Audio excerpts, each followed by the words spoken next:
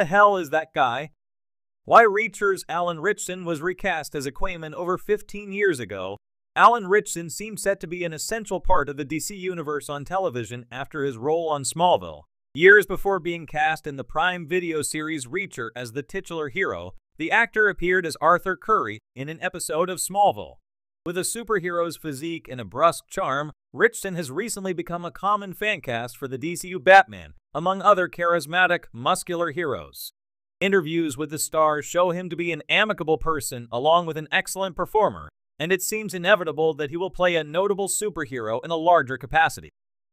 Smallville was a big hit for the CW and the WB before it, and featured excellent adaptations of many characters from DC mythology. Throughout the seasons, Aquaman, Green Arrow, Cyborg, Blue Beetle, and many other heroes appeared in the Superman prequel series. It is notable, however, that despite some conversations, no other series spin-off went nearly as far into development as Aquaman. Ritchson was an important part of that program's inception and development, even if it was never ultimately realized with the actor attached.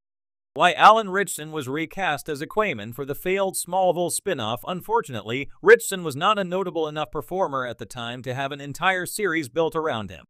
In an interview with fellow Smallville actor Michael Rosenbaum on his podcast Inside of You, Ritchson explained that the merging of UPN and the WB to create the CW had something to do with it. When producers were trying to get the Aquaman pilot off the ground, they met some resistance from UPN leadership, with Ritchson recounting that they said, "Who the hell is that guy? He can't have his own show." As a result, the producers decided to recast the actor for the Aquaman series, with the goal of finding someone who was more recognizable. Ritchson made it clear that he wasn't mad at all, noting that he hadn't done anything at the time. When it came down to it, the president of UPN didn't think the actor was experienced enough to carry his own show.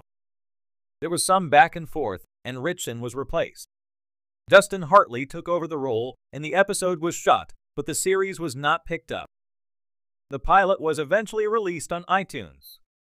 Following this, Hartley was given the role of Oliver Queen on Smallville, and there were even talks of spinning that character off into a television series that never materialized. Despite good relationships and a well-liked appearance by Ritchson on the show, his time on Smallville did not lead to him playing the King of Atlantis in any larger capacity, and the DC character did not receive his own projectee until the Jason Momoa film Aquaman in 2018. That such an early appearance in the actor's career would be enough to spark the development of a spin-off is a significant harbinger of the kind of success that Ritchson would find much later in his career. While Ritchson has certainly had work through the years, appearing in notable roles in Blue Mountain State and the Platinum Dunes Teenage Mutant Ninja Turtles movies, it is only recently that the actor has become a bona fide star.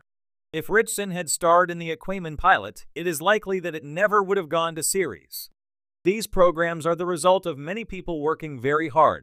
Ritchson had some issues with the Smallville role, but even if cast in the series, he would not have been a major creative force in the project, and the exact same pilot would likely have been made.